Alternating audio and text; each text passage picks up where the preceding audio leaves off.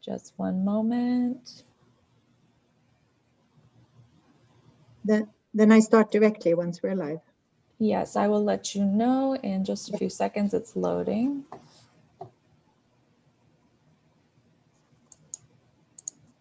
And we are live.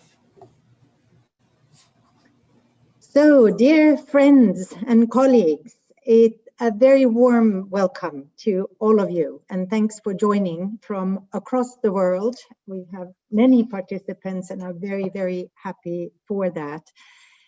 To this virtual panel discussion on the United Nations and civic space, strengthening participation, protection, and promotion. Before we begin, just a couple of technical points. There is simultaneous interpretation of this event in French and in Spanish, and then you can select the language on your Zoom screen that you prefer. And this event is being live streamed on YouTube and is also being recorded, and the recording will be made available on YouTube after the meeting. My name is Ilze Kehris. I am the ASG for Human Rights, the head of the OHCHR New York office, and I have the privilege of co-leading the implementation of the Secretary-General's call to action for human rights together with ASG Volker, who is also here with us. I'm happy to see. And it's a great pleasure for me, of course, to have the opportunity to moderate today's discussion. And we will quickly proceed to the panel. But I will say that this is a very special occasion. It's the first ever UN system-wide guidance note on the protection and promotion of civic space that has ever been launched and concluded. The note is the result of joint initiative. Many UN entities were involved under the leadership of the Secretary-General, and it involved a lot broad discussions with civil society over a long period of time. Actually, we built up to it in the last 2 years, but including a global online consultation that was carried out in January this year. And I would like to very sincerely thank our civil society partners and also our UN colleagues who have contributed in this process. It reaffirmed that civic space is an issue which engage and concern all UN actors across the system. The Secretary-General has made clear that civic space is a priority for the organization by identifying public participation and civic space as one of the thematic priorities in the call to action for human rights that he announced in February this year. So today we hope to have an open, interactive dialogue. We have, of course, sadly, as always, time constraints, but still as interactive as possible on how the UN system as a whole, both headquarters and country level, very importantly, can advance engagement with civil society and enhance participation, protection, and promotion of civic space so that we better deliver on our global mandate. So I look forward to many good examples, best practices, and concrete forward-looking recommendations on how we should proceed. We have an excellent panel I'm very pleased to introduce. We will have Lysa, Ms. Lysa John, Secretary-General of CIVICUS. She's a passionate advocate for governance, accountability, and social justice. She has spent a large part of her work coordinating large-scale civil society campaigns, including the global call to action against poverty. And she has served as the head of outreach for the UN Secretary-General's high-level panel on the post-2015 Ms. Lina Yismeray Gómez, I'm sorry, someone has not turned their mic off. Yes, please, thank you. Ms. Lina Yismeray Gómez Navarro, Advocacy Coordinator, FM4 Paso Libre, Dignity and Justice on the AC Road. She advocates on political and social issues, advises on comprehensive humanitarian assistance to people in mobility situations, represents International Council of Voluntary Agencies, and connects NGO networks and humanitarian partners in the Latin American and Caribbean region. Ms. Shirine Jurdi, MENA representative in the International Board of the Women's International League for Peace and Freedom. Shirine's peace building work has focused on peace, social cohesion, and equality. She fostered partnerships among civil society to tackle root causes of conflict towards achieving peace, including gender equality, equity, and equality. And then we have Mr. Siddharth Chatterjee, who's UN resident coordinator in Kenya. And he has spent most of his career in the UN working in fragile states and complex emergencies, serving in various capacities with the many UN entities and missions. And he has also written extensively on humanitarian and development issues. And I'm pleased that to finish off, we will have also comments and inputs from my friend and colleague, Ms. Regnér from UN Women. UN Women co-leads the civic space work together with us in the UN system. And I really want to thank her and her entire team for hosting this meeting as well, and for all the work we've done together, hosting on your platform, and all the work that we've done together for this and for other things. Åsa will then respond after we have the inputs from Civic on the civic space issues, and give us also her own insights. So we are planning to take some questions after the panel, depending on how much time we will have. So it's an incentive for everyone to stick to the times they have been given, allotted. And you can leave your questions in the Q&A button on your Zoom screen using that. And I hope we can select from those. And we also have a couple of questions already lined up or requested from the floor. So now it's my great pleasure to give first the floor to ASG Volker Türk from the Executive Office of the Secretary-General. Please, Volker, the floor is yours.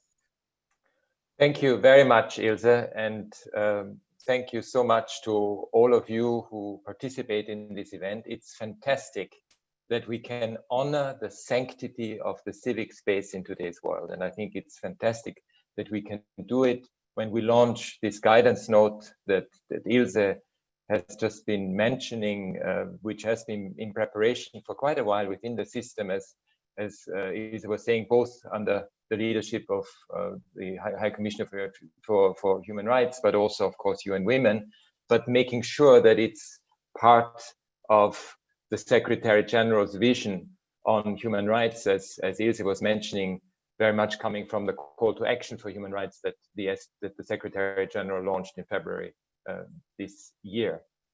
I'd like to share a couple of thoughts with you. And first of all, I would like to pay tribute to all of you. And I know that a lot of civil society participants are with us who tirelessly work on the front lines every day, including during the pandemic, and not just make sure that we preserve and protect the civic space, but that actually deliver concrete services to people who are affected by COVID, by many other things. And I think that tribute is a heartfelt one from the United Nations, from the Secretary-General, from all of us who work in the UN, because we deeply, deeply value and appreciate your work. And we can't say how much we are grateful for all the things that you're doing. And as a result, it's even more important that whatever we in the UN can do to support you is absolutely critical, and the guidance note will help us in this. What we have seen, and I'd like to just mention three trends. What we have seen over the last couple of years is, first of all, a shrinking in the civic space. And it sort of was indicated in a report, the World Development Report in 2017. And that shrinking of civic space we have seen on a number of fronts. First of all, legislation. Sometimes we see in a number of countries that the legislation was changed to restrict the activities of NGOs. We have seen how even community-based organizations, their realm of work has been affected by executive action, by legislative action. We have seen how journalists, many journalists within, I just got the statistics, within 4 years, over 500 journalists were killed, not to speak of all those who get arrested because of exercising free speech, making sure that the media are an important power within the democratic system of the country. We've seen human rights defenders being at risk, increasingly so. And we're talking not just about a dozen, we're talking about hundreds and thousands, including environmental defenders, more important than ever before. We also see, and you saw yesterday the speech that the Secretary-General gave on the state of the planet, and showing how important that battle is for climate, to fight climate change and to ensure the environmental protections that we need around the world. We have also seen women's groups being targeted because of their exercise of fundamental freedoms. We have seen youth groups being stigmatized and branded in very negative terms. So there is a real worry that we in the United Nations share. It's a matter of deep concern to us that we have seen this trend of a shrinking civic space.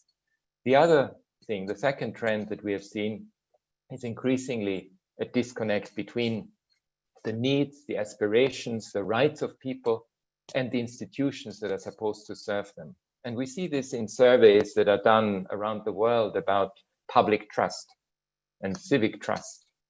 And that's a great matter of concern as well, because obviously people feel that the institutions don't respond to their needs anymore. And that this in general generates a discussion about public participation. I think you have, many of the organizations around the world have taught us that there is nothing about us without us, which is the core of participation. We have also seen very important social movements on gender equality, on racial justice, on climate, especially among young people, emerge over the last couple of years that really show this yearning for change, for transformation, for a different relationship between what people need and want and what the institutions that are supposed to serve them are able to deliver. And it's obviously something we really deeply care about and want to support as much as possible, because you heard the Secretary-General talk about the need for a new social contract because of the inequalities around the world, because of the feeling of some groups that feel very much left behind, including when it comes to the implementation of the Sustainable Development Goals. The third trend that I would like to mention, and it has a lot to do with, it has come to the fore even more starkly during the COVID pandemic, is at a time when we need more solidarity, when we need more international cooperation, we have actually seen the reverse. We have seen regional power dynamics. We have seen almost a retreat into a very strong nationalistic, sometimes populist agenda that doesn't serve at all. That what binds us together as human beings, that puts forward this collective dimension that we all so desperately need in order to deal with issues that are fundamentally international, such as fighting a pandemic or dealing with climate change or environmental protection. It's interesting. Some of you, I'm sure, have heard and read Karl Popper, The Open Society and Its Enemies. And I'm sure it's been an inspiration for many of you. And in fact, he wrote it during the Second World War in light of the developments then.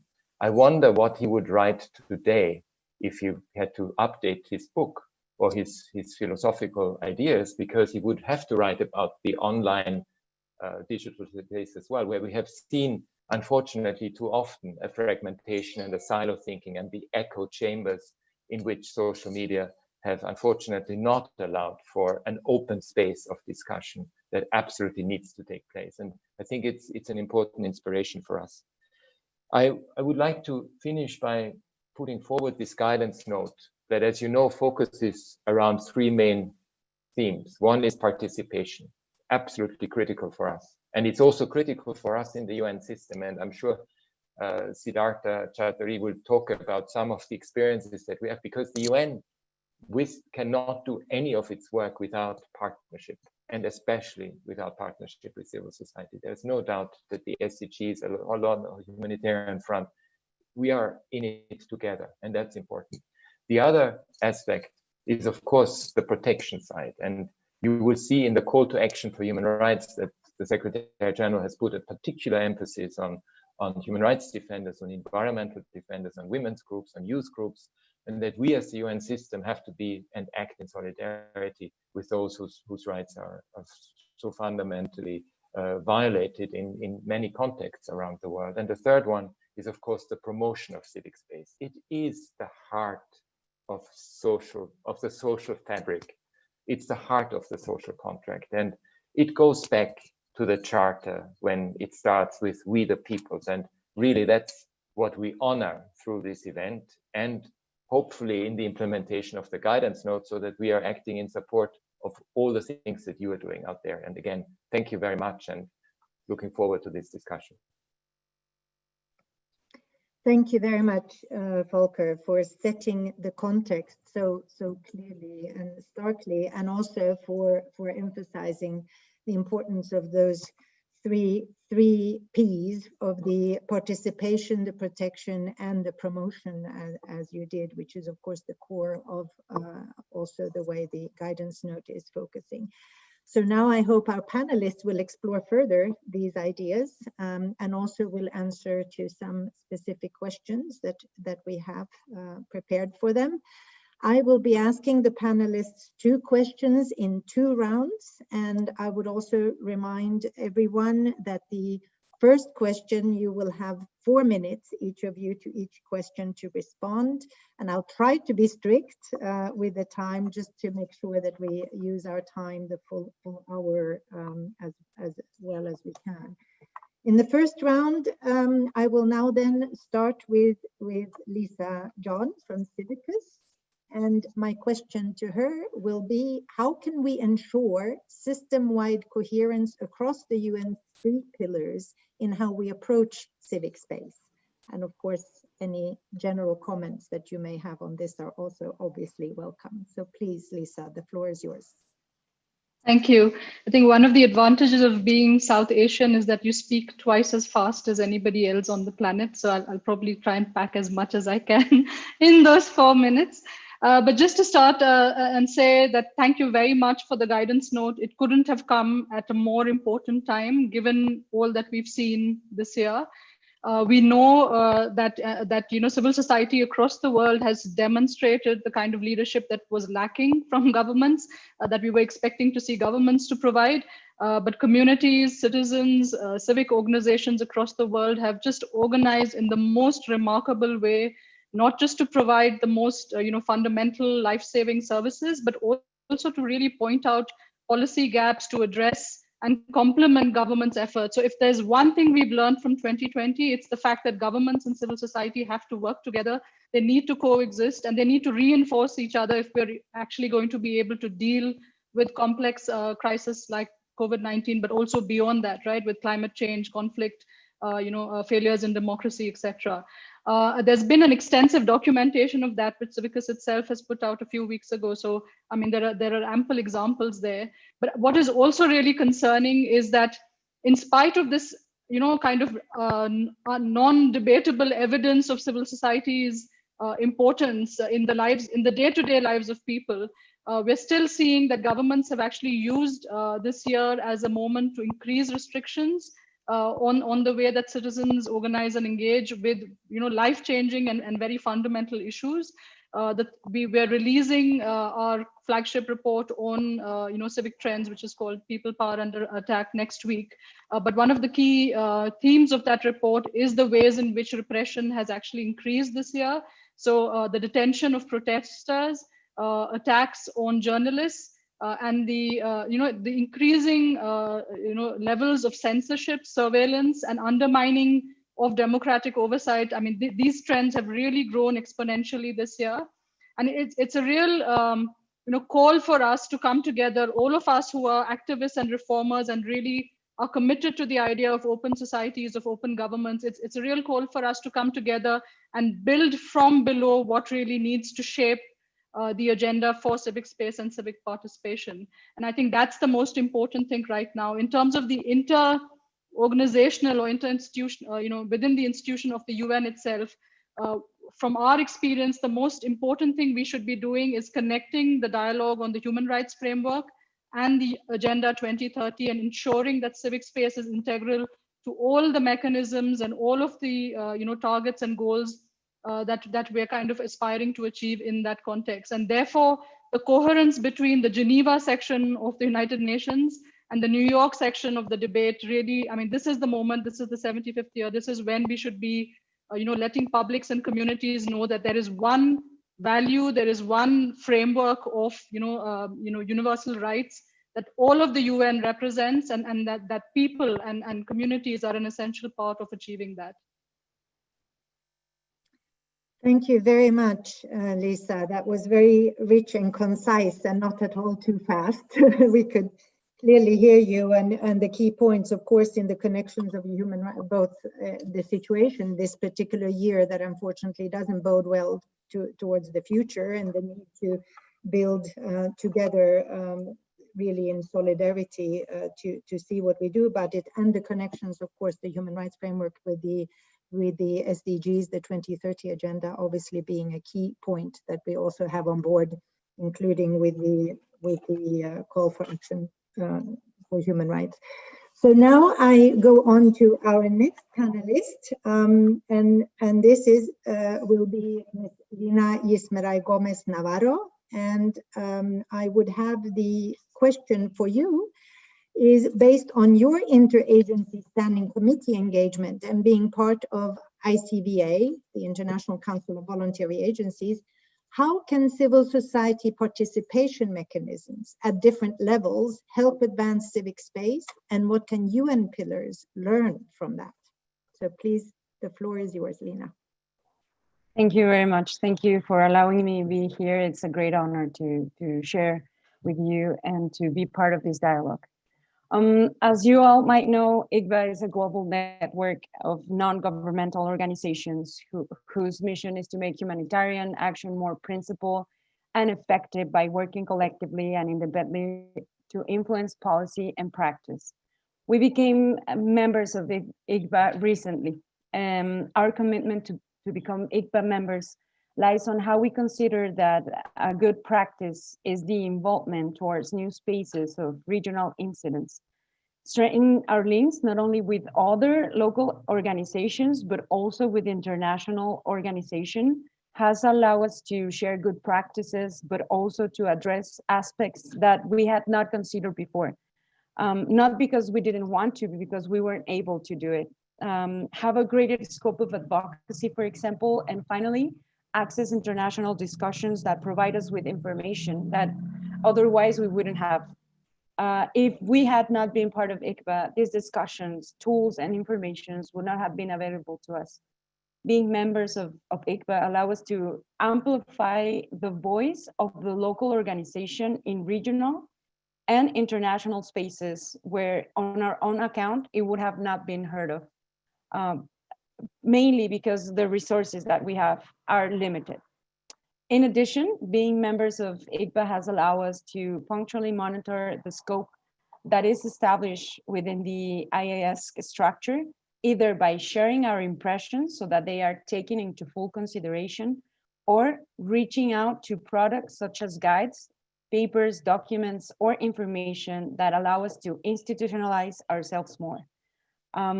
Take the discussion on a meaningful level at the local level. Be guided by the local perspective. For this, we consider it pertinent to dialogue with local organizations and understand the realities that exist without imposing international agendas. That is a big challenge we face nowadays. How do we build a dialogue with the international agenda without feeling constrained in our actions? So that's that. I'll be very brief and punctual on my side. Thank you very much, Lina, and really pointing out the key issue of making sure that we're connected all the way, that all the levels really have it, that they feed into each other, the disconnect that we often otherwise experience, that of course is a dysfunction in many ways. So that's a key point, I think, as well. So now we move on. We have our next speaker, Shirine Jurdi. And to you, I would like to put the question, what are some of the lessons learned in terms of the UN's efforts to protect women's rights actors that are facing violence, threats, and intimidation, both online and offline, and while working in the context, particularly of peace and security. So please, Shirine, the floor is yours. Thank you so much for having me here. Please first let me allow me first to pay tribute to the victims we lost 4 months ago in the Lebanon explosion on August 4th. Going back to our discussion, the impact of COVID-19 in the MENA region showed us more than ever, women need to unite to protect our values and rights and invest in world security, both online and in person.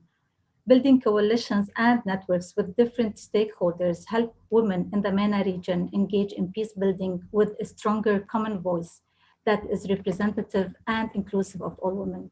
We build coalitions, set up WhatsApp groups to exchange, learn, and support each other instead of the competition that takes place between them. An example of such a coalition is our engagement through the UN Women CSOs network in the post-COVID-19 space. UN Women work to create a platform that includes women from most remote areas. This is a good practice of building coalitions. However, we often very much are unaware of the capacities that UN Women and other UN actors have to protect us. Largely, this remains something that we have to figure out on our own. Many cases, as we all know, are occurring without being even reported. Protection of women in the MENA region should start with ceasefire and permanently stopping the conflict. It should start with the implementation of prevention and protection pillars from UN Security Council Resolution 1325 and the Women, Peace and Security NAPs. However, this is not something in the hands of the UN alone. We understand that. However, it needs to be clear for us. This is why initiatives like the Civic Space Initiative and the UN Community Engagement Guidelines are the tools and are so important to help us better understand what the UN can do to provide women with specific protection needs. In the everyday life of a woman in MENA region, whether women are targeted by weapons and violence on a daily basis, both in person and through intimidation online, this is going back to the online thing, people tend to place on the UN the burden of protecting them because it's often our only hope. We have heard about arrests and associations of human rights activists in the region, including the recent one in Libya, Egypt, the ongoing ones in Palestine. So what are the protection measures? Maybe inside the UN it is clear. However, it's not obvious for women on the ground and they do not know where to go for help. This is in addition to the psychological consequences. There are still obstacles to women's access to justice, which urge us to have more efforts to promote women's and girls' independent choice. Therefore, for us to bring this understanding back to our communities, it is essential for the UN to raise awareness campaigns and better reach out and engage with local communities through initiatives similar to the UN Women CSO platform. Thank you. Thank you, Shirine, also from very real experience, and the reminder of this is how it actually plays out on the ground, and particularly in difficult and complex situations, and certainly conflict situations as well. But the importance of networks, the importance of finding the way of really bringing this into our cooperative efforts for protection, I think is a very key point as well. So thank you so much. We now go on to our next and last speaker on the panel for this first round, Mr. Siddharth Chatterjee. And for you, I would have the question of, can you give examples of leave no one behind approaches relating to civil society participation in the UN? And maybe also how leave no one behind can be integrated in the UN civic space promotion efforts. So please, Siddharth, the floor is yours. Thank you. And perhaps, stories are important. And in Kenya, there are 6 counties which used to have amongst the highest maternal mortality ratios not just in the country, and as a result of which Kenya missed the MDG 5 targets. So as a UN team, we got together with the government and with civil society partners to address the primacy of sexual reproductive health and rights. in a matter of 2.5 years, as a matter of fact, we even managed to get 6 private sector companies who, in the 2015 Every Woman, Every Child initiative by the Secretary-General, during the UNGA, and these include companies like Huawei, GlaxoSmithKline, Safaricom, Merck, Philips, Kenya Healthcare Federation, partnered up with the UN country team here in Kenya. But the vanguard of this was civil society partners, simply because security dimensions in these parts, these were bordering Somalia, were an inhibitor for the UN to kind of get into this space. So it was a challenge. And what it really demonstrated was that a partnership with civil society is going to be mission critical if we are going to be able to ensure that we leave no one behind. And it should not merely remain a jargon. And that's why I just welcome this initiative, simply because it underpins the primacy of ensuring civil society partners are actually in lockstep, not just with the UN community, but the UN can actually act as a bridge between civil society and governments and build that kind of rapport in order to advance the human development agenda in this decade of action when we want to achieve the SDGs. So here is a very classic example of what a partnership led to, which got us invited to the World Economic Forum in 2017 in Davos, because this was seen as something which was real and tangible. And as you know, in 2019, Kenya actually hosted the International Conference of Population and Development, given that we are seeing a rollback on sexual reproductive health and rights in many parts of the world. And in Kenya, I'm actually very privileged to have Li Fang, who's my indefatigable senior human rights advisor, who is partnering up with different human rights defenders, and particularly with a focus on informal settlements in order to advance the rights, the protection, and the leave no one behind agenda. Over to you. Thank you. Another key aspect. What a wonderful panel. I knew you were, but you have been absolutely brilliant in setting out such key issues. And of course, your stress on the partnership and the bridging function as well, and the bringing together, but looking more broadly at partnerships as well and making sure it's inclusive, but the absolutely essential role of civil society in this, in reaching out into communities where also access for others may not even be possible, at least not easy. So another key aspect. Thank you so much. Now we actually go on to, right on time for now, knock on wood, let's stick to this. We go to our second round of questions, and then I will now go on to Lina again as the first question to you. And to Lina, this question will be, could you share some examples of how the protection of humanitarian civil society actors works and what needs to be done to strengthen this?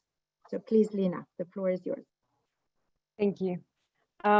We believe that the path we can work on the protection of humanitarian civil society actors is betting on a government's shame. Allow me to give an example, a practical example of our organization. In 2015, both the collaborators who work or were volunteers of the organization, as well as the people whom we provide humanitarian assistance, suffered threats from organized crime. The above generated that our organization was forced to seek solutions to continue guaranteeing humanitarian assistance. So we requested support from the federal government throughout the protection mechanism for human rights defenders and the local government. 2 concrete actions were taken into consideration. First and foremost, we were giving a space to adapt it as a shelter and continue to provide humanitarian assistance in another part of the city with better levels of security. And this resulted in providing not only partial humanitarian assistance as we did, giving food or a place to take a shower, a place to stay during the day, to becoming a shelter that works 24 hours a day, 365 days a year, and offers a comprehensive humanitarian assistance, but also works close to UNHCR. And second of all, the authorities promised to be vigilant that we did not go through the same unsafe conditions that we had experienced in the past. This was achieved by maintaining close communications and collaborative work throughout security work table that convened the 3 levels of government, our organization, and the security institutions. And this is why we call governance. But we will also like to have on those talks, on those dialogues, and on that work, the other actors and international structures that could help us guide these discussions. In addition to this experience, we have found out that a way to strengthen our work has been to link with local organizations that work for the same population as we do, to form a common front. In the metropolitan area of Guadalajara, the west of Mexico, where we are based, there are only 2 shelters that have focused on mobility people in general. In a city that in recent years has witnessed an increase in the flow of migrants that transit throughout Mexico, but also that in the last 4 years has become a place of residence for refugee population assistance.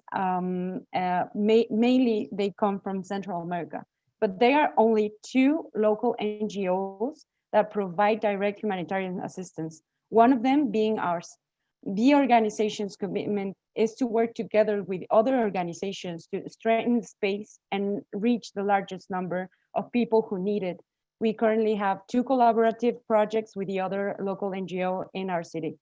And finally, the networks that we have built at the national, regional, and international level has provided us with knowledge and tools that have led us to strengthen our work and make us reflect on the importance of continuing to keep our work afloat. We are asking for a direct dialogue with local organizations. Without such dialogue, rather than supporting their participation is blurred into the civic space. We are asking to walk the talk, to unlock the funding for national and local groups, organizations, to play the role expected to ensure the efficiency which the funding constraints make it even more urgent. Over to you.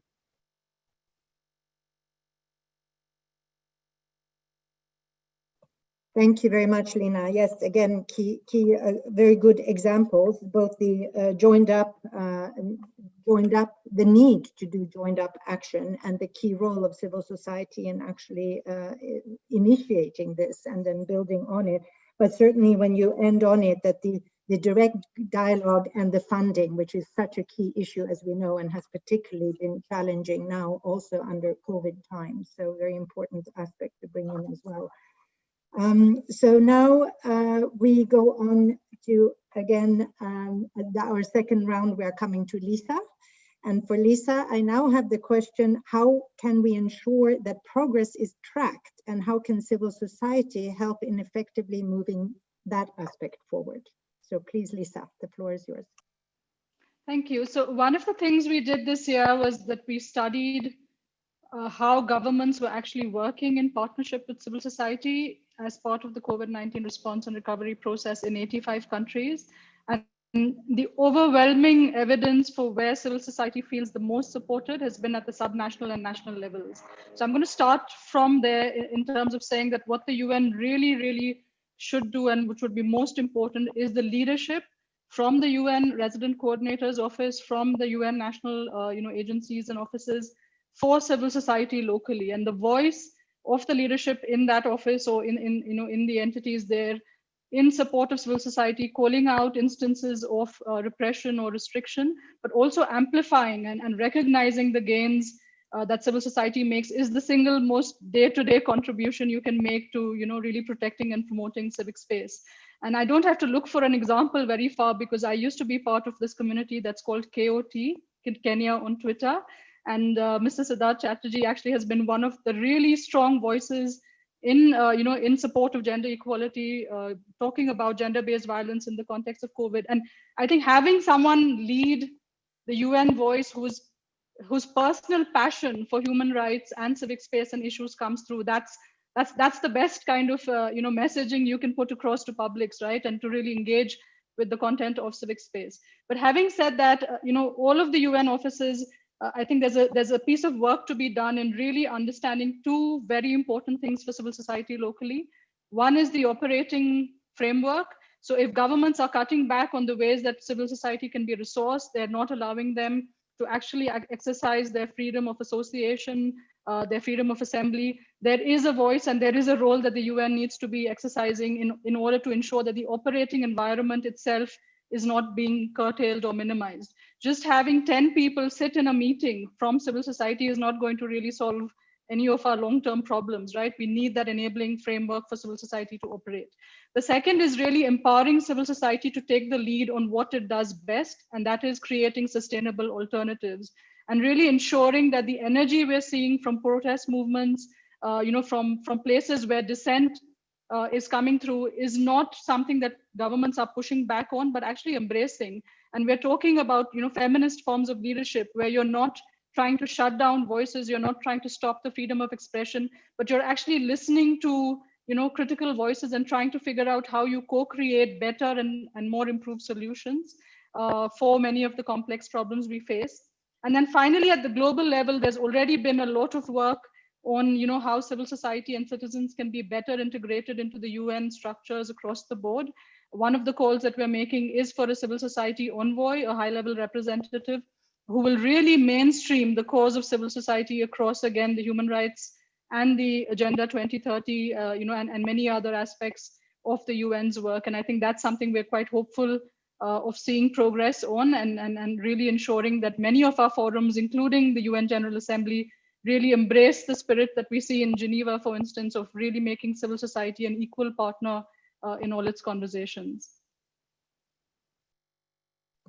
Thank you very much, Lysa. Again, many points in a short time, but very important ones, and certainly stressing the leadership, but the leadership that needs to be there in practice, and the leadership and what it actually takes to have leadership. And certainly we can see the qualities that you mentioned, and very certainly being passionate, actually being committed to what you're saying as being part of the leader to bring it forth, as you gave the great example in the day-to-day, but certainly all the importance of having not just creating the safe space at the country level for civil society to come within the UN space there, but making sure that the responsibility to work towards the enabling environment, as you're saying, setting the framework, and clearly also the interaction with the UN, including in New York, as we know, is again a long-standing issue, but certainly we're not losing track of it. So thank you for that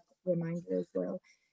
So now we come to Shirine for the second question to her.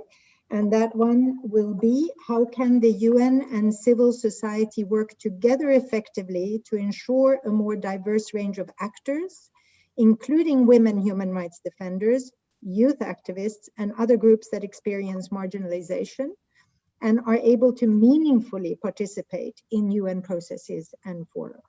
So please, Shirine, the floor is yours. Thank you so much. Actually, I was enjoying Lina and Lysa. Thank you so much. Throughout the MENA countries, we share similar culture and history, yet challenges that women face are different through conflict, occupation, peace processes, transitions. Hence, that requires different approaches to protection in each country. Unified policies are not enough. For example, women leaders in Yemen were the first to call for ceasefire to focus efforts on COVID-19 response. Yemeni women mobilized resources for the hospitals and clinics.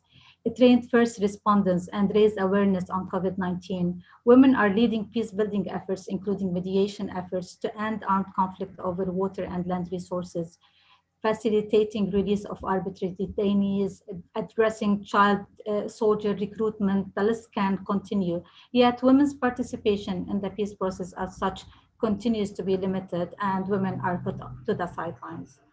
Coming back to network building, I wanted to share an example. Recently, we have been working on a gender arms coalition in the MENA region to mobilize evidence based on experiences women are facing in the most rural communities and remote areas. While we know that women are disproportionately affected, we do not really have data in place and systems to address it. This leads to DDR efforts in Libya being gender blind. We have been asking ourselves, do we know how many women are in need of DDR? Or is it just an assumption that women just need to be protected? Data is not there. With the Gender Arms Coalition, we are hoping to be able to collect this data on one side and inform the efforts of our colleagues and partners at the UN on the other hand, where possible, of course, at national and local level. What we need is the space and commitment of actors to listen and to engage with us while ensuring risk-averse engagement. We need to open space at the regional level to ensure that this data is integrated in decision-making. While we have knowledge and expertise, we cannot ensure that our work is safe. And this is where the responsibility of the UN system comes in, to ensure that the way we are engaged in decision-making is designed to provide appropriate protections. Thank you. Thank you very much, Shirine. Certainly the stress on data, because as you're saying, we can't address effectively and make evidence-based policies if we don't have the data, disaggregated data. So that's a key point as well. And also your focus on the participation and what it actually means, not just participation in sort of saying we've been inclusive or having engagements or women at the table, but actual participation in decision making. So, and that of course goes for other marginalized groups also, but certainly for women, this is such a big issue. So thank you for that input as well. And now our last panelist for this second round, Siddharth, for you, the question this time will be, can you please give examples of pillar or entity-specific practices and lessons learned in terms of protection of civil society actors? So please, the floor is yours again, Siddharth. Thank you. So what we have tried to do is really capture the thought leadership space. I mean, you will find that the UN country team is pretty active in drawing issues on, be it on issues of gender, be it on issues of rights, and it's actually in the public domain in terms of op-eds. And we have a multiplicity of approaches, which includes, going in and meeting with ministers and key parliamentarians in private. There is a part where I feel that we need to step up even more, is because we've been trying and have not been so successful, is the passage of the Public Benefits Organization Act, which is a critical legal framework for the activities of civil society and promotes an enabling environment for civic engagement and space. Regrettably, even despite my meeting with the Deputy President on this, and who's a strong champion of it as well, it has not been operationalized. And we continue to spearhead this. We are pretty much actually in the front end of pushing this agenda and noting that these partnerships with civil society actors are going to be the foundation for the realization of the SDGs in this decade of action. But more specifically, giving them visibility and support enhances their protection. And here is a very concrete example. Thanks to yJusticia, supporting an environmental human rights defender who'd come under threat for her defense of a right to a clean and healthy environment. And this is, I'm specifically referring to Phyllis Omido, a winner of the Goldman Environmental Prize, who recently was named amongst the BBC 100 Women of 2020. The support of OHCHR and the intervention of the Special Rapporteur, who spoke out about the threats against Ms. Omido and other defenders, actually raised the profile of this issue and contributed to their protection. But let me end by saying that in Kenya, I see it as a beacon of hope, particularly in an environment of great fragility. I believe what Kenya is doing, particularly in advancing the 2/3 gender bill, of pushing towards equity in the National Assembly, getting more women into the political space, and allowing gender-focused push through civil society measures is a good example. And I think as a UN family, we will continue to need to advocate and, so to speak, keep people's feet to the fire. Over to you.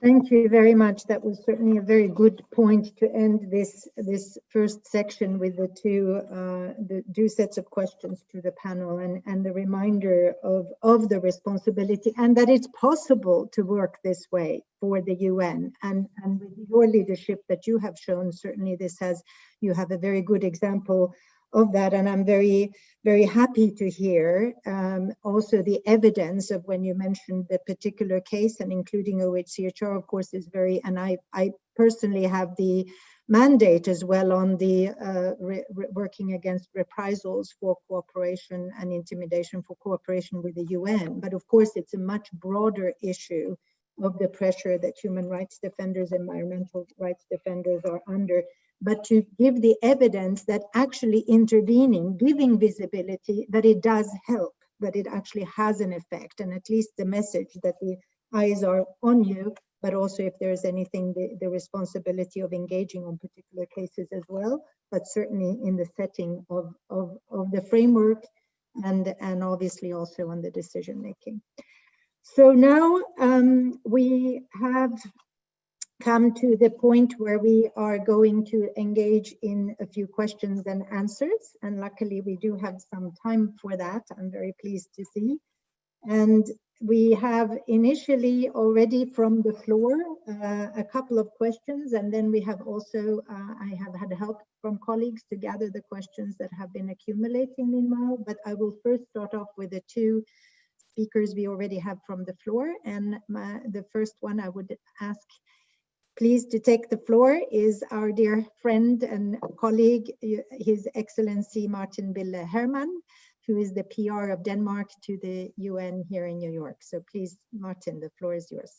No, thank you, Ilze, for convening us, and thanks to all the panelists for what has been a really interesting discussion and sort of exchange.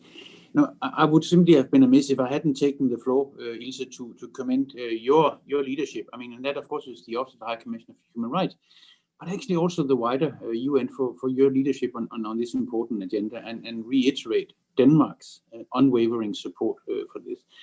I mean, we think it is not only right, we think it is incredibly timely as we this year celebrate the 75th anniversary of the UN, that we are recalling the three opening words of the UN Charter: we the peoples. It's not we the men, it's not we the governments, we the ministers, we the civil servants, it's we the peoples. No, and so I think it's about time that we took the full consequence of this. And I think it's very clear that during the life of the UN, I mean, the engagement of civil society has actually has helped secure a voice for the most marginalized, the most excluded, and the most discriminated groups. But let's also be honest, we are far from there. And there are those of us that every day, almost, battling it out in the General Assembly and in the different committees, trying to ensure what we can, that actually civil society not only gets a seat at the table, but also that their microphones are not muted, but also that they play a critical part in taking the necessary action. And I want to talk a little bit about this thing about action, because I think there's an awful lot with the adoption of Agenda 2030 and Sustainable Development Goals. There's an awful lot of focus on Sustainable Development Goal 17 and about partnerships. And we have a tendency to talk a lot about the partnerships needed with private sector, and they are extremely important. But I think it's important to recognize also that civil society actors in more broader terms play an absolute key role if we want to deliver the Sustainable Development Goals, deliver the vision of the 2030 agenda, and of course the promise of leaving no one behind. Now that is of course in the partnerships for implementation that is needed, and not only in the advocacy and accountability role that is so often emphasized around civil society. Let's be honest that in many parts of the world, developed or developing, civil society are often much closer to understanding not only the real needs of people, but actually also some of the most efficient ways of actually addressing those needs. So I think what we need to look for is, if you like, sort of civil society and governments, right holders and duty bearers in a much closer collaboration that recognize that, of course, there can be tensions, but often this can be an extremely productive partnership. And I think we need to work together to deliver on this promise. I think the Secretary-General is in many ways leading the way with his call to action for human rights and reaffirming the UN's, and I think this is important, reaffirming the entire UN's commitment to protecting and promoting civic space. Now, recognizing, of course, that OHCHR has a special role to play, but we need all of UN to engage in this. Human rights and the civic space, cannot be isolated to a particular silo within the UN simply because it's wrong, but also because it will be terribly ineffective for achieving what we want to achieve. And I think, Ilse, the guidance note on civic space, I think, would be an incredibly important tool in taking this forward, and we welcome this very much and will continue to do our part and stand ready to contribute in any way we can. I think it's extremely important that as we move forward, you assemble lessons learned because we need to bring also the business case to the forefront. No, Sid talked a little bit about these things, but about bringing out the good stories about how this is actually achieved more efficient, more effective delivery of results. But just to say, and I know it's not a question, because this is not a question, you can count on Denmark to continue fighting for a UN that truly reflects the voices and all the ingenuity of We the Peoples. Thank you so much. Thank you so much, Martin. And it really is excellent to have your input at the end of the panel as well. And as a reminder of, and thanking you for the great support, but as a reminder to us that this, of course, we're talking about civil society and the UN, but as your examples have shown as well, of course, this cannot happen without the member states. This is really where we need to focus and of course, the support of the member states within the UN to make sure that civil society is brought to the forefront and that this guidance really is promoted throughout the system. And of course, obviously, as our panelists had, the role of the actual member states where the actions take place and how that, including in the interactions there and also the peer interactions among member states for this. So thank you very much. And now to round off this panel part, I have the great pleasure then of giving the floor to Åsa Regnér from UN Women, ASG, who will, who of course, and many of you already mentioned UN Women, and as I did, because of course we have such strong partnership, but the role of UN Women and the networking that UN Women does and all of the great work, of course, in cooperation with civil society is such a great basis to build on. But I'm sure Åsa will have comments also on all of the other great issues that have been brought up here. So please, Åsa, the floor is yours. Thank you so much, Ilse, and all the great panelists, Volker, Martin, everybody who is participating here today. And thanks, OHCHR, for always being such good friends in these struggles. And I was thinking while our eminent panelists were speaking that this is my third year in this position as deputy head of UN Women. And I think that the UN, I really think it is true to say, and the guidance note is indeed a result of that, but working per day more and more systematically and consciously with the protection and the highlighting of the right for civil society to be part of decision making and highlighting their important role for democracy. In fact, we often say, which is, well, goes without saying really, or should, but many of you pointed out the difficult times we live in, that civil society, the women's movement, other movements actually carry the UN mandate. They are in a way doing our job for us sometimes when it is when that is needed, and many times the mandates and the struggle of the civil society is really the UN mandate.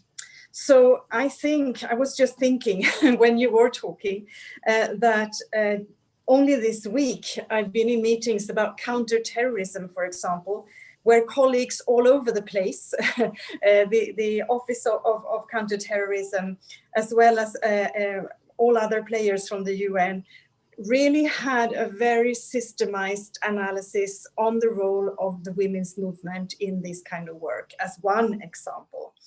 In Women, Peace and Security, as experts alluded to, I think this issue is very strongly there, and thank you for mentioning examples of how we can work together and with UN Women.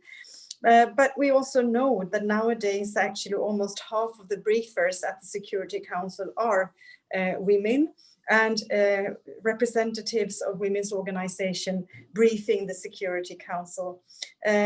We also know that as a result of that, almost 70% of the resolutions have language on gender. However, as you pointed out, that still does not trickle down to implementation and reality, and that gap we have to close. And we also have different proposals on how to do that, and we want to work very closely with civil society and the rest of the UN system on that. During COVID, as was mentioned, not least the SG's appeal on violence or against violence against women during lockdown, which got a lot of attention. In the follow-up to that, there was money allocated specifically to women's organization and the important role that they play in preventing and protecting women in these situations. As you pointed out, many times this should have been the role of the governments. Some of them did more than they've done before in these kinds of situations. But no doubt civil society, as always, took on or are taking on an enormously heavy role here, and we've been trying to support that. Also on a daily basis, I'd like to say, in weekly meetings on situations in countries, we discuss the role of women's organizations in crisis situations, for example. So I just wanted to say that I really do feel, as a long time feminist and also ex-head of a sexual and reproductive health and rights organization in my home country, I do feel that we are working very systematically on this. So with that, I would also, on the economic stimulus packages as a response to COVID, we have been trying as a system to influence that work so that women are both in part of decision making, so that women's groups are consulted. I think we've had some kind of success, but still, unfortunately, not even 20% of the actions in total are actually directed towards women's needs, the socioeconomic needs of caused by COVID, but that work continues, and we also learn as we go to be able to target further and work together with civil society. So I also wanted to then come back to the actual guidance note. It's called the guidance note on promotion and protection of civic space, as you know. And this guidance note should be seen together with the Secretary-General's call to action on human rights. I think both Ilze and Volker mentioned that. And well, that's a statement in relation to the fact that we think that civil society is absolutely crucial to move and advance on all the UN work, and also to reach the SDGs. So this work has been elaborated on and informed by lots of civil society organizations, human rights defenders, women's organizations, youth activists, not least, grassroots organizations, indigenous leaders, and many, many others. And also with a very strong collaboration with the UN task team on civic space. And during these consultations, there were three areas where these consultations showed us where we need to have action. And you touched on all of them. And obviously the first one is participation, the voices, decision-making, the right to be part of important decisions. That was one area, the participation. The second one was protection, that you have also mentioned today. And we know, as Volker pointed out, that civil space has shrunk, and that also, not least, women activists are harassed, sometimes even killed on a daily basis for their work for other women's rights. Thirdly, to actively promote civic space in everything that we do, and to build a positive narrative around that, and help explain and so to speak, make the offer of why this is so important with the engagement of civil society. So the note is built around that. And what we now have to do in order to not just stay with the paper is to develop a framework for implementation of this to all levels and parts of the UN system. And that is currently being done And I think that many of the points you mentioned will also be very valuable for us in that. It will have benchmarks and a system for monitoring. It will collect good practices and share lessons learned across the UN different pillars of work. And then my last point, Ilse, and you and I and Volker and the speakers in the panel are an example of this. The UN cannot do this alone. We have to work together, and civil society should also scrutinize us and monitor that we're actually walking the talk and hold us accountable. And together we can do much, much more. Thank you so much, Ilse. Thank you, Åsa, and I fully subscribe to that as well, and certainly should be part of it.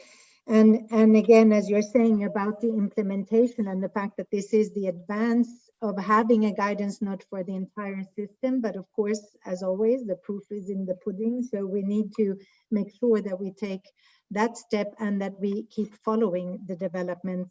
And the main point is that, of course, we do have you as an example, also with UN Women, and I hope with CHR, and there are other parts of the UN who have very actively already promoted the engagement with civil society and on all of those three aspects.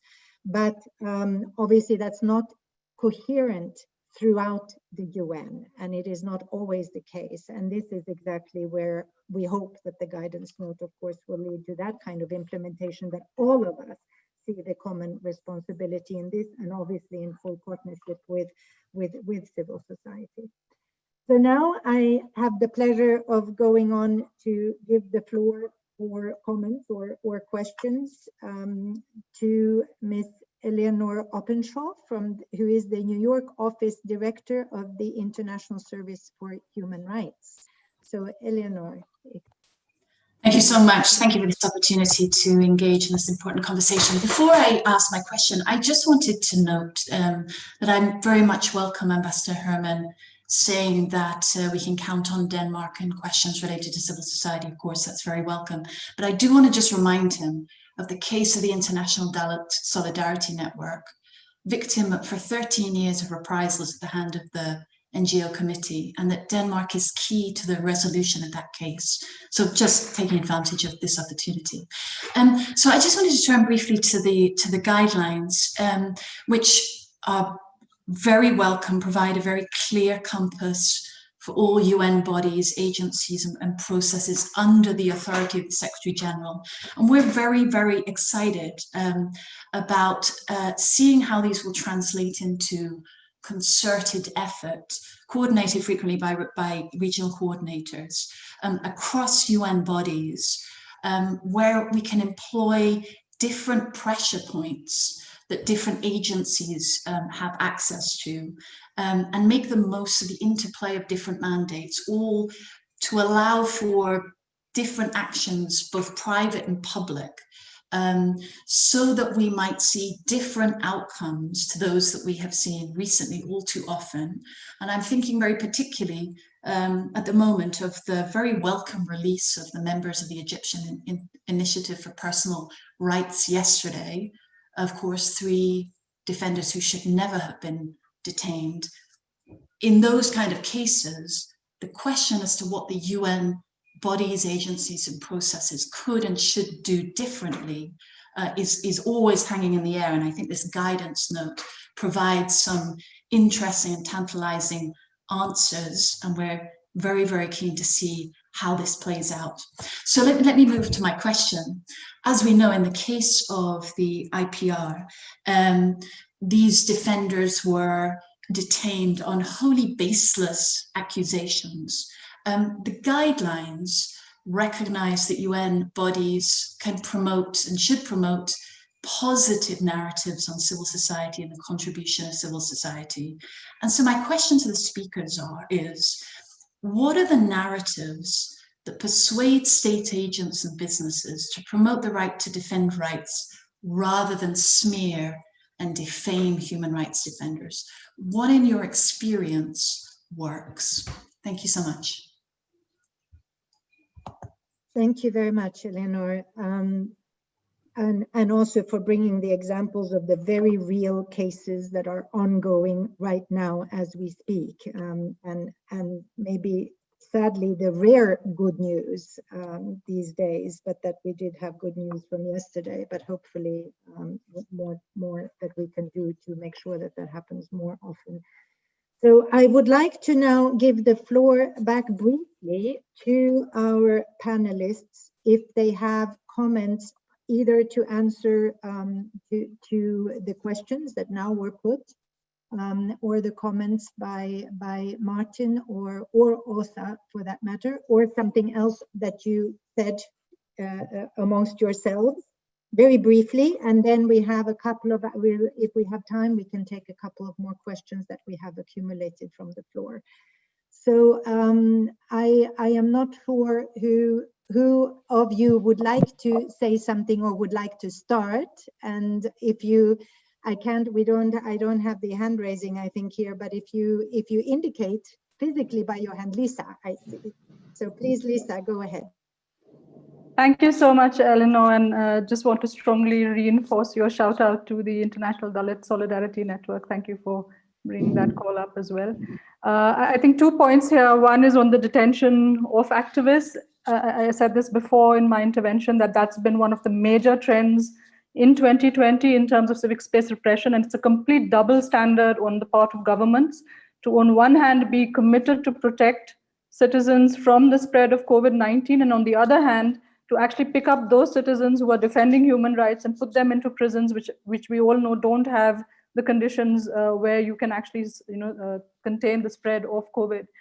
So, I mean, you've really seen this almost inhuman attack on people who are speaking up for civic freedoms, and a completely unacceptable way of targeting both human rights defenders, but also journalists. And journalists have been the other community who've really been sought after and repressed, consistently across countries. So in terms of positive narratives, I think there are 2 things that, the lessons, at least from the work we're doing with civil society and CIVICUS, have really shown us. One is the need for civil society itself to reinforce its ties with communities. I mean, civil society has to always represent and be accountable to a larger community in the same way as we ask governments to be, because when communities at the local level are the first kind of barrier or the point of call when you need to step up and support a human rights defender. But having said that, I think we need to work very closely with local leaders in local forms of government, because they again are the closest to the people. They again are the ones that need to be, stepping up against national and much broader authoritarian or kind of draconian laws. And there are ample instances, I mean, even through the Open Government Partnership, for instance, of reformers within governments working quite closely with activists in order to change, to prevent the passage of regulations or restrictions, and at least help provide that kind of insider-outsider relationship, which again comes back to that point of leadership, right? We really need to connect with individuals who are passionate about human rights and civic space across systems, and then be able to really pick up that kind of strong call to kind of turn the tide towards civil society rather than against it wherever we can. Thank you very much, Lysa, and also your reminder of the pressures, particularly now under COVID times, and I can say also exactly to your point on the paradox there, that also OHCHR issued very early various guidances, but one of them was the release from places of detention, release from prisons because of the risk of COVID or closed institutions. And some governments did heed this, and we got quite a lot of response. But sadly, exactly as you say, they first of all released not those who were there for political reasons, or also defenders, human rights defenders in various ways, often in those circumstances where they released others. And to the contrary, that sometimes the detentions, as we saw, was increased. So that's also a very stark point to show what we need to work on. So we go on. If other Martin has his hand up. So Martin, please go ahead. No, thanks, Ilse. Now, Eleanor was kind enough to respond to my intervention. It's always good when you get confirmation that somebody actually paid attention to what you said. And point well taken, Eleanor. I'm not going to go into a specific case, but I just want to say that I think extremely important that all of us together, and playing each our separate roles, explore the opportunities and explore the possibilities. And recognize that there are several avenues for both active and meaningful civil society participation. Some at the global level, some within the rules and procedures of let's say the UN that's governed by member states. Some within the system of UN, and most of them, and perhaps some of the most meaningful ones, actually also at the country level. So I would encourage us all to explore sort of where are the most meaningful avenues for this, and perhaps also sometimes focus our efforts also on those that are, let's say, most likely to give if you like, a return on the investment of the use of our scarce resources. Now, I mean, I was struggling to find a way to introduce this, but yesterday evening I was listening to Leonard Cohen, and he has a song where he has this fantastic line, and that is, there is a crack in everything, and that's how the light gets in. So what I'm encouraging us is to explore the multiple cracks and see if we can widen them. Thank you. Thank you, Martin. And Siddharth, please, the floor is yours. Shirine was before me, so maybe she could go first. I'll go after. So I'm so sorry. This is the challenges of these screens with multiple. I didn't see you, Shirine. Yeah, I know. Thank you so much. Yeah, just I want to thank also Eleanor for raising this up, and for Lysa also to also like to expand on that. This is really scary. Like once, like you are a human rights defenders and you're taken into custody for no reason. It's just good, like at the eve of this panel, that they're set free. Otherwise, like most of my talk would have been on them in person. What would I like to raise in here, like also like the impact of COVID-19 and other spaces, like the issue of protests, like in Lebanon or in Iraq and other countries where protests were people asking for freedoms, asking for equality, asking for dignity, asking for basic tenets of human security, fear from want, fear from need, and we see how governments are responding. And this also raises a flag.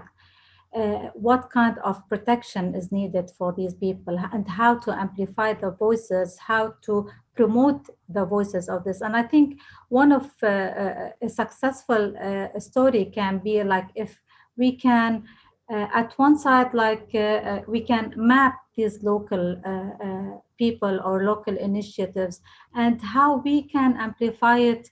In other words, like how we can use the social media, how we can use certain hashtags to shed light on when these people are in alarming state, and what can we do on at the same time to try to help these people. I think this is very important. We cannot have the problem and try to solve it.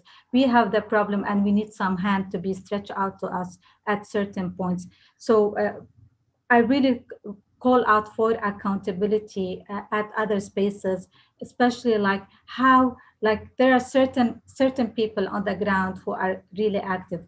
Try to follow these people on their social medias, try to support them and try to amplify their work, try to see like how we can help each other. Maybe we can use some codes to amplify like who is in danger and what to do. Because as also like as I was saying, local women know better what's happening on the ground. Thank you. Thank you very much. Yes, a very important point and a very practical suggestion actually that you're making. And I think, and this is also seeing the questions that we have been getting in the Q&A, and we will continue discussions, I think, at another point. We don't have a lot of time left, but part of that also, they do deal with the protection, of course, of human rights defenders and how we really can make sure that we work, continue the work we are doing, but how can we improve it? And you will have very specific suggestions there too, the linkage obviously to the ground, to the people who actually are at risk or in danger even is clearly the point. It is an ongoing challenge, of course, from the UN that a lot of us are paying attention to and are trying to improve our ways of doing it. Also with UN Women and with the networks and the work that they are doing in the UN system. There are others, UNEP as well, UNFP, UNEP and others, as we are trying to do with the reprisals framework, of making sure that those connections are made with the UN and what we can do, both in individual cases and that and the safe environment. We do believe that the guidance note, and as I think as Åsa said, could serve that purpose too, if we really bring it to life. And that's really our challenge now, to take those next steps. Obviously, the reprisals mandates that I mentioned before is one way too, and making sure that those connections are done where the reprisals take place, which of course sometimes happens at the UN in the direct interaction when people come here, defenders, but very often, of course, it is locally, it is in the countries, and once they go back, or of course the huge pressure there. So how we really work on improving this work together as well is important. So now we still have, I think, a couple of our panelists to come back, and as we are a little bit going to run out of time shortly, I just wanted to mention before I come back to them also on the topics that are appearing in the questions was indeed this issue of protection, but also how the UN can do more to coordinate civic space issues at the country level in those very constrained environments, including in conflict settings. How we make sure, and this maybe is another topic for another time, but just to point it out, and how to make sure that we talk about, for instance, when we talk about women, there also is the intersectionality of marginalized groups. What do we do in a, with minority women or indigenous peoples? As we know, indigenous women have been very targeted and experiencing huge rates of violence, in particular this year and last year. And those issues of specific subgroups, let's say, and of course the UN the civil society participation at the UN at all levels, which also seems not only not to be advancing so much in New York, which was a point that was already made, but even in some cases shrinking, as we have had an example of CSW, for instance. So with all of that, it kind of goes into the wrapping up, but we still have also the floor, hopefully, to our last panelists for their wrap up. And Siddharth, the floor is now yours. So, what COVID-19 essentially did was it like struck the world like a bolt of lightning. And in that bolt, in that flash, we actually saw the contours of inequality really emerge. And it's not just inequalities in the developing world, the inequalities emerged throughout the world. I really believe that during this decade of action, perhaps this is an opportune time. I'm really glad that Volker Turk is spearheading this initiative, is for the UN at the country team levels to partner up with civil society and go into these spaces where these inequalities have become absolutely stark. And I think perhaps this is where the Secretary-General is expecting the UN to be fit for purpose and delivering as one. And perhaps the COVID-19 has given us precisely that opportunity to address this, because that will then define the success of the 2030 agenda. Thank you. Yes, that is brilliant, and it's certainly a very clear way forward as well, and the empowerment and the encouragement even very clearly to do this.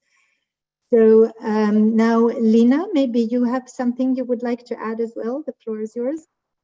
Yes, of course. Yeah, I agree with all of my colleagues. I also believe that, at least in Latin America, being one of the deadliest region to be a human rights defender, but also a journalist, within the context of COVID, makes it even more hard to do the work.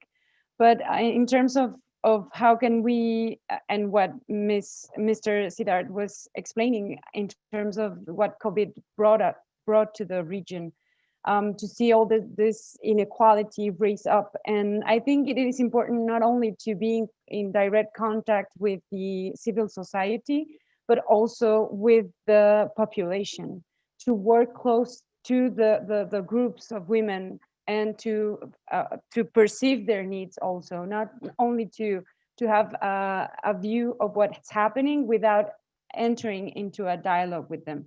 Because maybe what we think they need is not what they really want or they really need. So I think that's an important discussion that it needs to be addressed. How do we have solutions with civil society, but also with the population that we attend, that we work for? Thank you. That is so brilliant as well. I'm so happy for this extremely rich discussion, because of course the point is that we also shouldn't assume that civil society automatically represents everyone either. It's not like a replacement for the people in a way, but and the diversity, of course, of civil society and within those groups, but really to make sure that there's an inclusive approach to participation and that no one is excluded. We know that very often the most marginalized, of course, are the ones who end up being excluded, and making sure that we also promote and approach the community-based initiatives, both for a challenge both to civil society and to the UN, I would say, and clearly also to member states. So maybe we have a few minutes left. I will wrap up, but I wanted to see if Åsa possibly has something that you would like to, your reflections on everything that already has been said. I see Martin wants a small one too, but first we go to Åsa. Please, Åsa. Yeah, thank you so much, Ilse. I think this has been very important, and it does feel no paper is perfect, and we won't cover everything for sure, but it does feel good that I think the hard work behind this paper seems to capture a lot of the points that you're making, and that is good. It has to be relevant because it's so much at stake. As I said from the beginning, I am very optimistic when it comes to making the cases that you are talking about.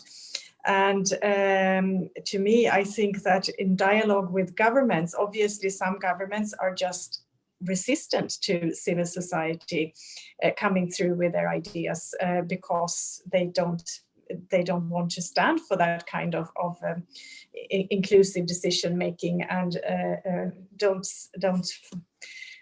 they're not democratic and don't see that role of civil society as important, and so on. And we have, as Volker said, examples of that.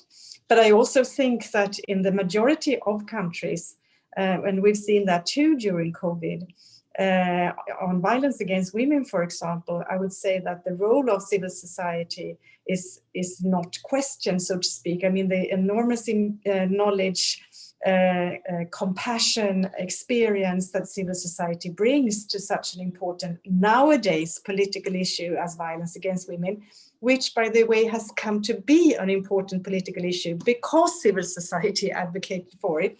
But I really do see that governments, so to speak, mature in relation to their understanding of the importance of civil society in such a space.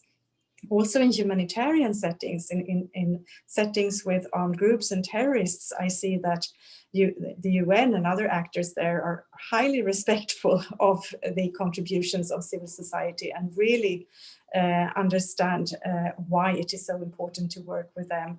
And so I think that those kinds of arguments are the ones we need to make, obviously, apart from the right to raise voices and be part of decision making in a functional democracy.